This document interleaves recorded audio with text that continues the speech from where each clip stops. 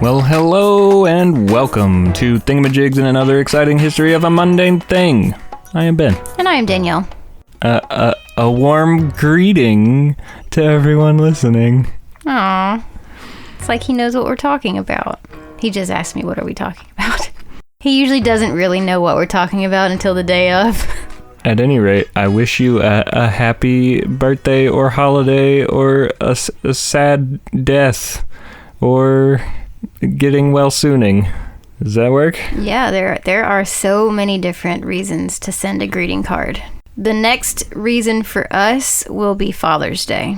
I have realized, as I've gotten older, and have probably consistently given my father a Father's Day card over the past 10-ish years, I think I've been consistent. You have to start, remembering which cards that you've sent, because you're going to start sending duplicates at some point, unless you make them yourself. This is true. You have to, pick different stores so you don't buy repeats. The last time we went to buy a Mother's Day card, I grabbed a card and I was like, wow, this is perfect for my mom. And I grabbed it and Danielle said, you already sent her that one last year. And that was devastating.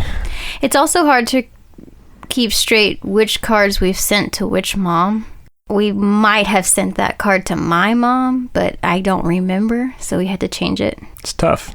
Ultimately, I think cards are stupid, though, and a huge waste of money. And I don't feel that way at all. I love cards.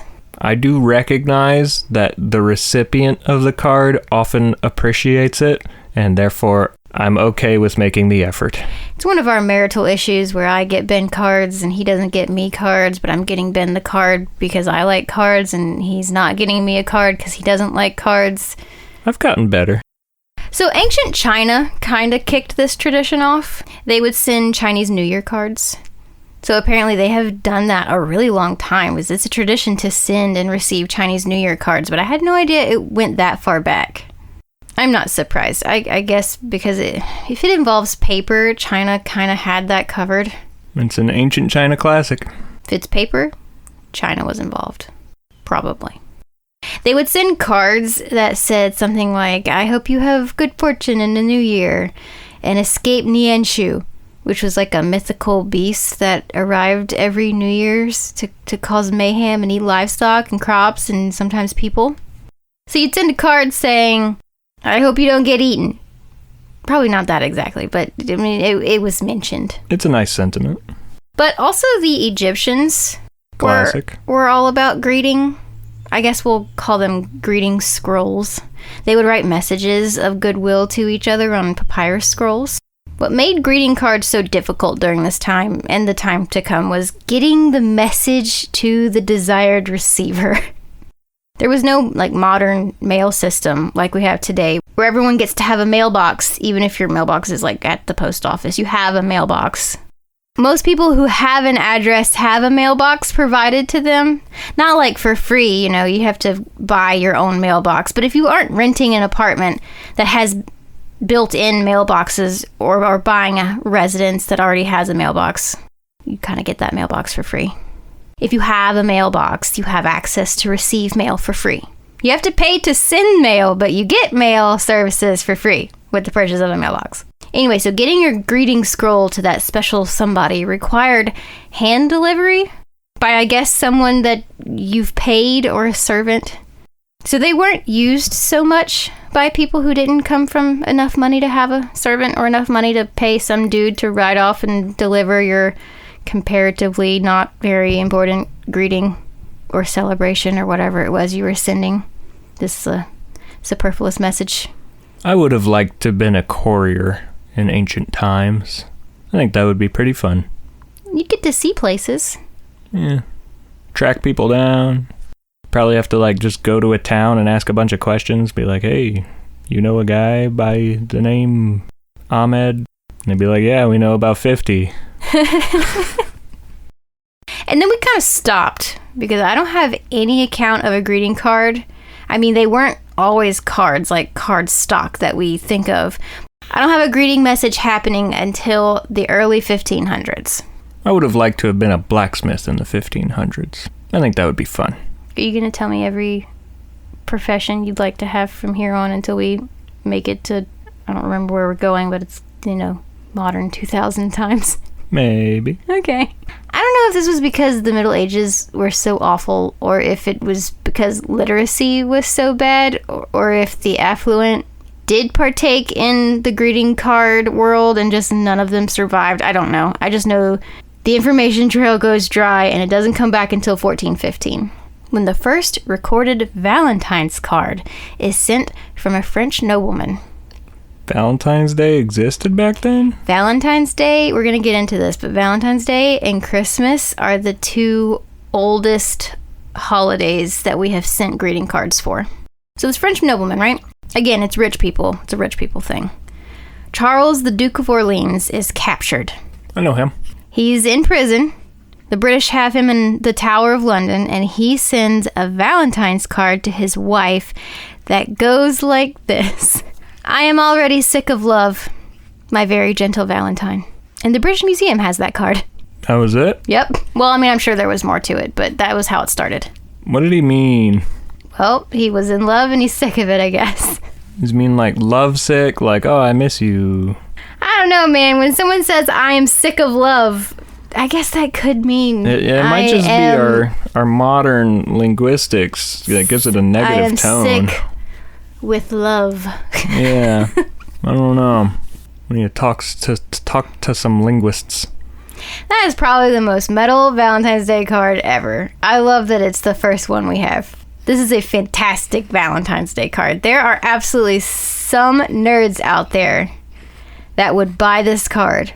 I mean, not the exact one in the museum, but that probably wouldn't be possible. But, a card that says, I'm already sick of love, my very gentle Valentine. That would sell so hard with a certain demographic of people. There are so many people that hate Valentine's Day because it's so commercialized and supposedly it doesn't mean anything, blah, blah, blah. This card would absolutely smash with those people. The whole thing literally sounds like the title of a Fall Out Boy song. We could probably make that happen. But yeah, Valentine's Day cards were very popular during this time in history. So you cannot say that it's a made-up holiday by the greeting card companies because they didn't exist yet. Christmas cards were also popular, which isn't as surprising. But yeah, that is a very old tradition. However old Valentine's Day is, it's still a stupid holiday. You sound like you're sick of love. I am. Because the Renaissance was such a time of art and culture, this was greeting cards' moment. It was also their rebirth. A lot of things were rebirthed, and greeting cards was on that list. What era came after the Renaissance? I think it was the Age of Enlightenment. Should have called it the Afterbirth. That's gross.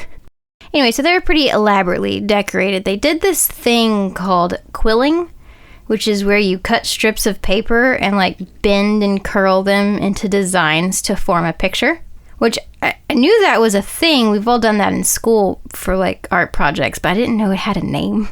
I have not partaken in this activity, as far as I know. Where you take the strip and you curl it up into a circle, and then you glue that to the card, and then you do more different designs, and then you could make a fish or make a scene with curled up pieces of paper. No, that was not me.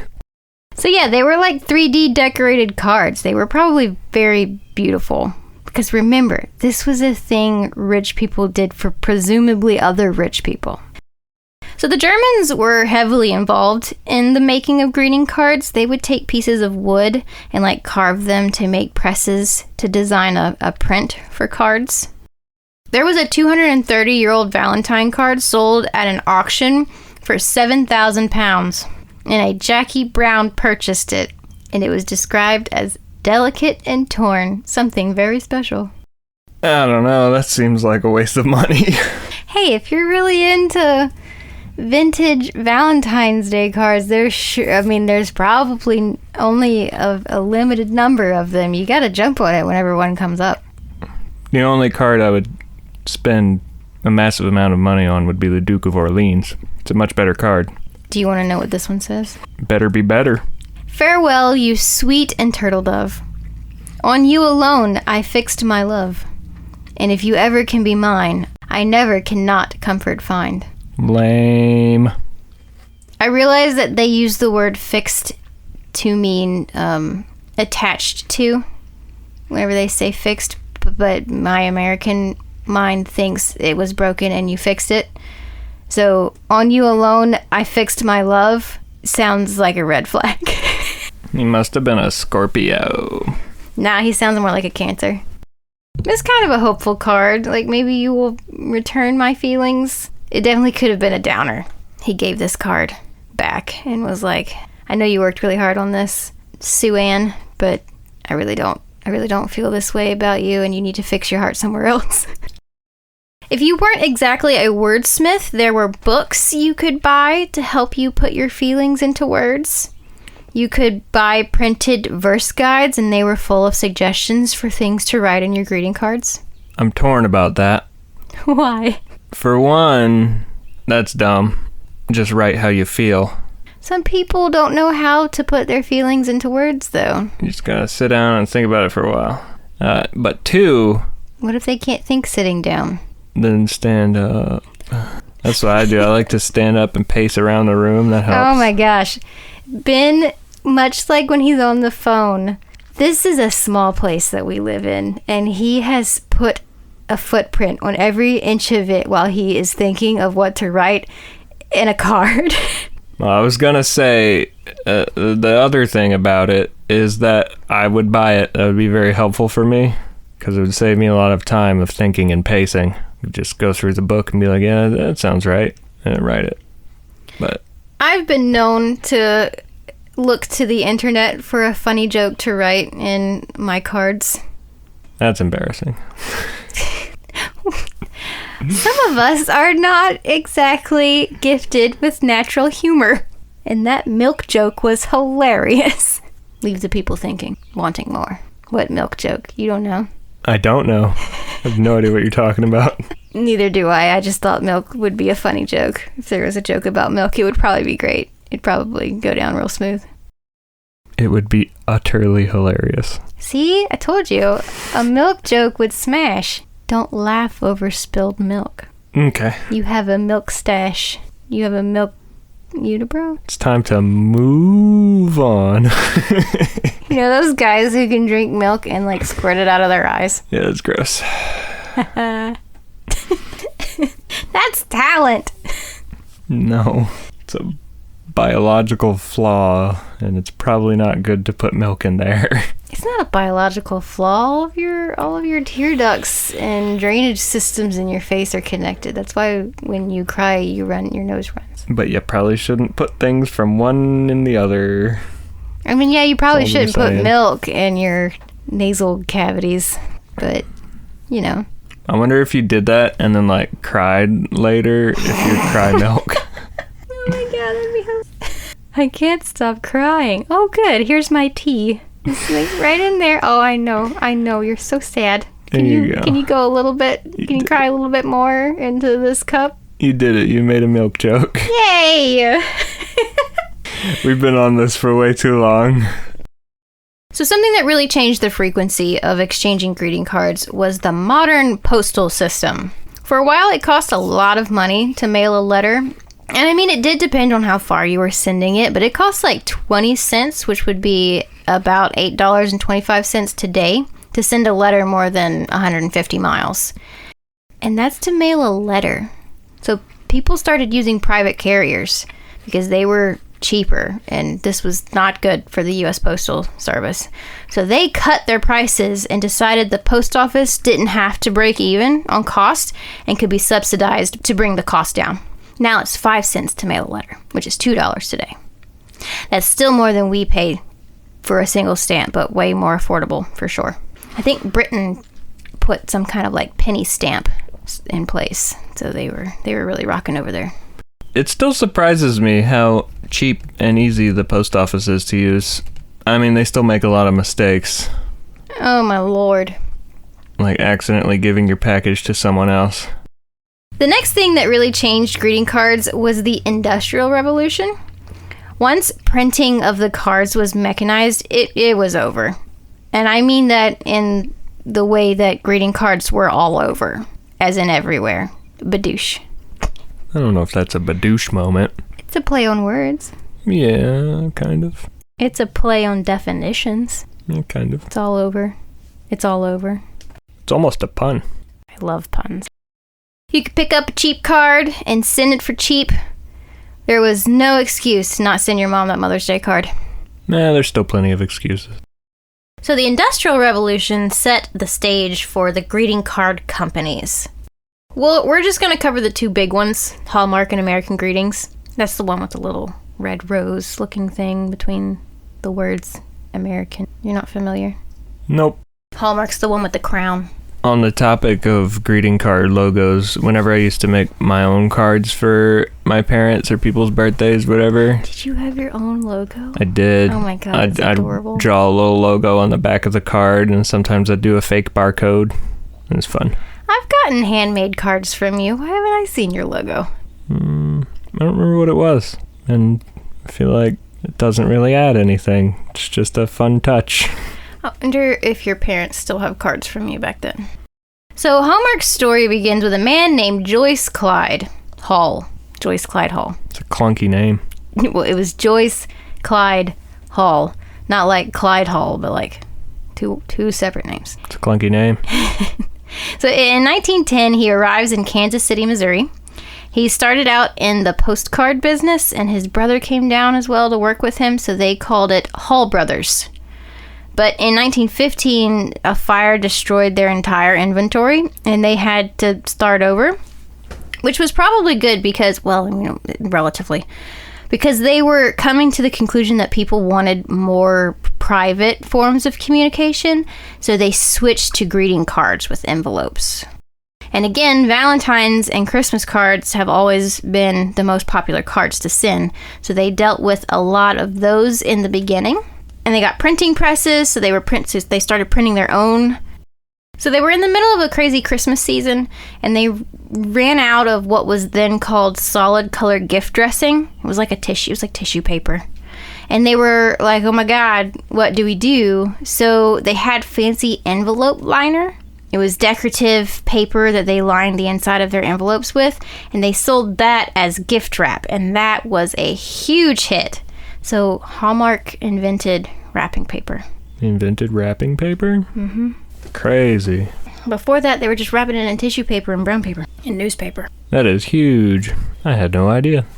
They decided to change the company name. So Hallmark was actually a word that at the time goldsmiths were using to convey that their product was of high quality, and obviously he liked that. It included his name. So Hallmark becomes a greeting card company name. Somewhat ironically, they named it after something, and now it's more popular than that something that they named it after. Yes, okay. They hit it big when they got their first licensing agreement with Walt Disney in 1932. The company also invented iVision greeting card displays, which is that wall of upright cards you see everywhere cards are sold. That was big because before they were sold from drawers. They weren't as accessible. Yeah, that was a good move. That's probably the best way I could think of to display. American Greeting website also kind of like in a roundabout, without using those particular words, said that they invented the same thing, so I don't know. Controversy. Fight. They branded their slogan, "When you care enough to send the very best," which I think was well recognized at one time, but if you would have asked me who that slogan belongs to, I would not have known. And also, who buys cards from Hallmark for like $5? It's like some of them are $8 when you can get fancy cards from Dollar General for $2. Or just make your own. I get all of my cards from Dollar General. I also think it's kind of funny that back then you would buy those because they were fancier than making your own card, but now people find it much nicer whenever you take the time to make your own card instead of buying one. There's a lot of flip-flopping in this story.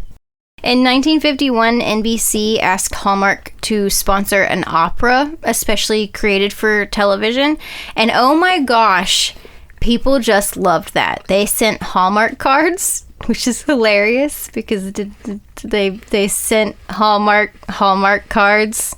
It would be kind of rude to send them a Dollar General card. But also, buying a Hallmark card is just like giving them money, which isn't very personal. The only way I see sending Hallmark a card working out is if you make it yourself. It's personalized. It's caring. And it could be seen as a job opportunity. Maybe they like your card and hire you as a designer. Anyway, this opera was the beginning of their involvement in television, and we know where that goes. They actually have a Hallmark streaming service where you can watch every corny Hallmark movie there is.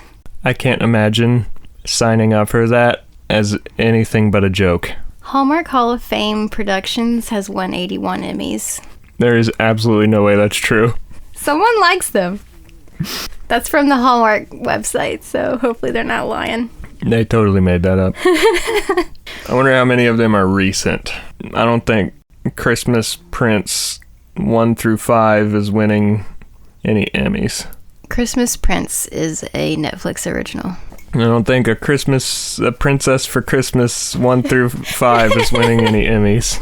It's like Christmas Prince, the Royal Wedding, Christmas Prince, the Royal Baby, Christmas Prince, the Royal Divorce. I don't know, it just keeps going.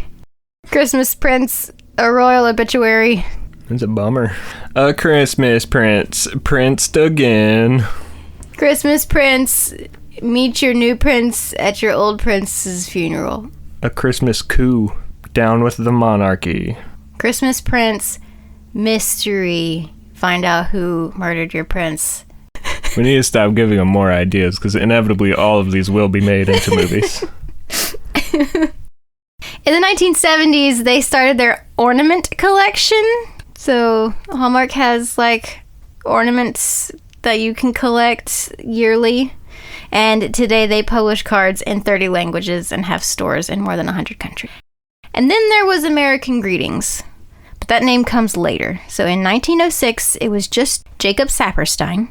He was a Polish immigrant who was importing German postcards and selling them out of a horse and buggy. And I guess that went well because he got his sons on board as partners when he opened Saperstein Greeting Card Company, and by 1932 they were creating their own cards. The 1940s is when they got their new name, American Greetings Publishers, and in the 50s they became a publicly traded company, and you could grab a share at just $12, which to be fair was $156 in today money. But also the economy was just incredible, so that was a great time to get into the stock market. That's a lot of money. Like if you would have bought shares back then, how you'd have a lot of money now? No, like how could they have possibly been worth that much? Oh, well, they made really good money. If I started a greeting card company right now, I don't think if we went public we would be... You have to understand, they started in 1906 and this was the 50s, so they had already had like 50 years worth of building this company. I reckon. In 1967, they launched their beloved Holly Hobbie character, which opened the door to other better known and well-loved characters like Strawberry Shortcake and the Care Bears. In 1991, they decided to do some consumer research and found that their biggest market, or their like largest customer group, was women between the ages of 55 and 64. I don't think that's shocking news. We kind of expected that, right? That sounds right. They had to have expected that, right? But it's fascinating that they invented those characters. I would not have expected that. They came from a greeting card company. I have fun facts. Tell me all of them and more. What is recognized as the first commercial Christmas card was designed by John Callcott Horsley. I don't know him.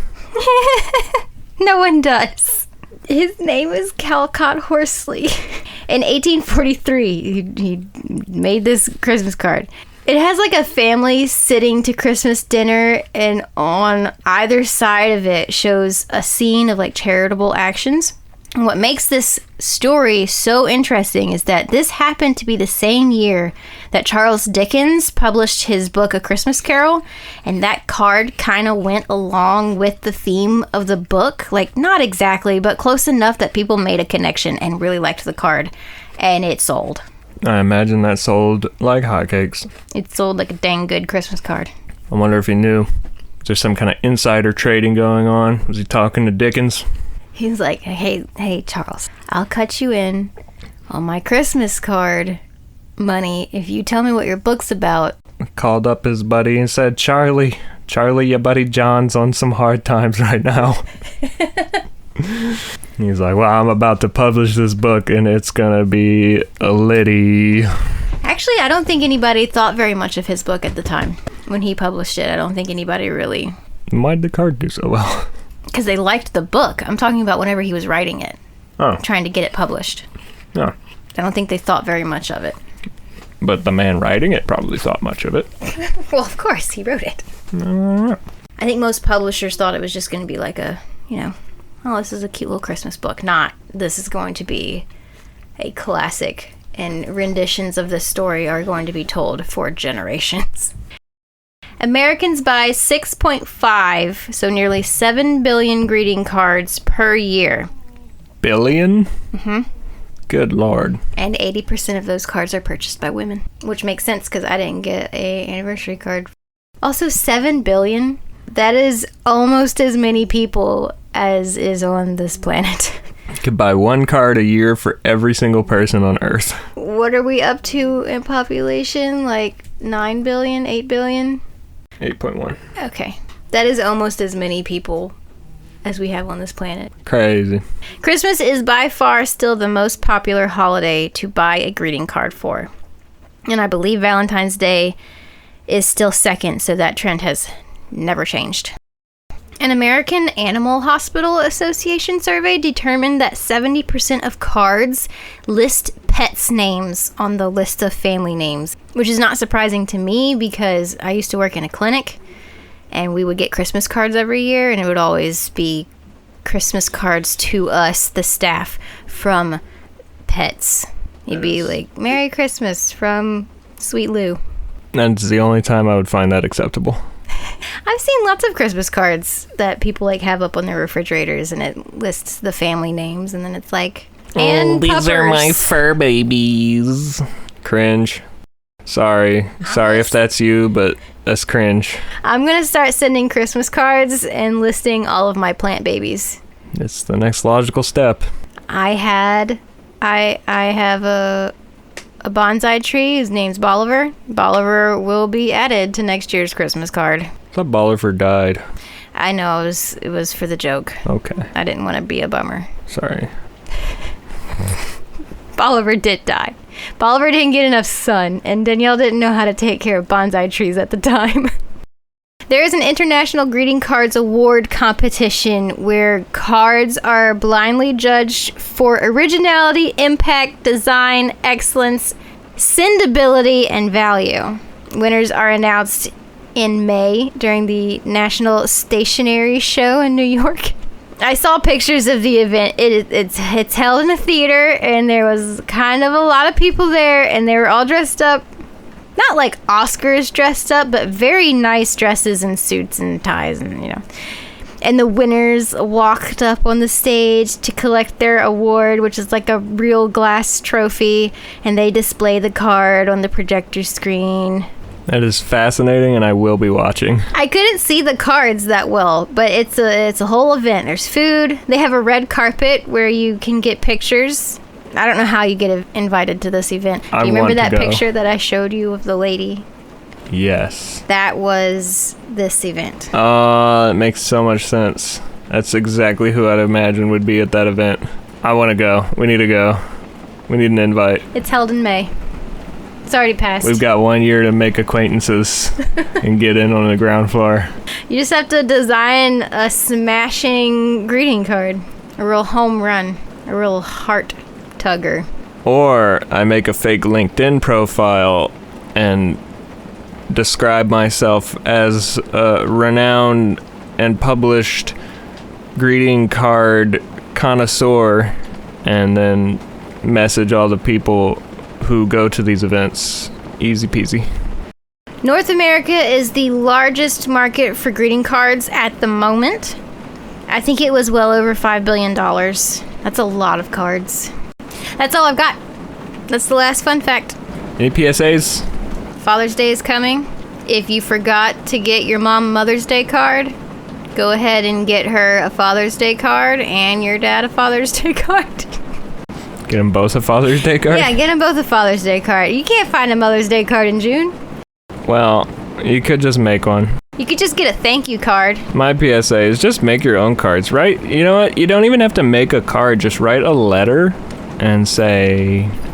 Some people are not good at putting their emotions into words. Well, you're going to figure it out. I'm telling you, it goes way further than a card. You know what I like to do? I like to go and look at the greeting cards and take pictures of them and then just write what they wrote in the greeting card in my own card and plagiarize. I love plagiarizing greeting cards. It's also cringe. I've never actually done that. My second PSA is go watch the greeting card awards. What is that called? I don't know if it's like recorded. I saw pictures. Well, you better go see it live. This is important. People need to see it. They could like Facebook Live that. They could. They should. It should be on Twitch. Oh yeah. There's so many different ways to live yourself. Yes. Well, this has been Thingamajigs and another exciting history of a mundane thing. Let us know. Do you think cards are dumb? Do you prefer to write a letter? Is writing a letter too hard? Is it easier to just buy a card and accomplishes roughly the same thing? Am I dumb? Probably. Either way, you sign your name at the bottom. You know what I should have looked into? Who is writing these greeting cards? That is a good question. There's got to be like an office somewhere where writers are just sitting there churning out 1 billion greeting cards. It's all AI now. They've all lost their jobs. AI would be so good at that. That is like, AI was made for writing greeting cards. It's very formulaic. They've probably had an AI doing it for decades now. That makes me feel better about plagiarizing greeting cards, because like the AI is plagiarizing it. Sort of. At any rate, let us know what you think. What are the chances of my mom going into Dollar General and reading the exact same card that I took the words from? Probably pretty good. Nah. Don't forget to grab a goose and put it in an envelope. That's gonna take a lot of stamps. Just gotta flatten it out real good. Thanks for listening. Nah.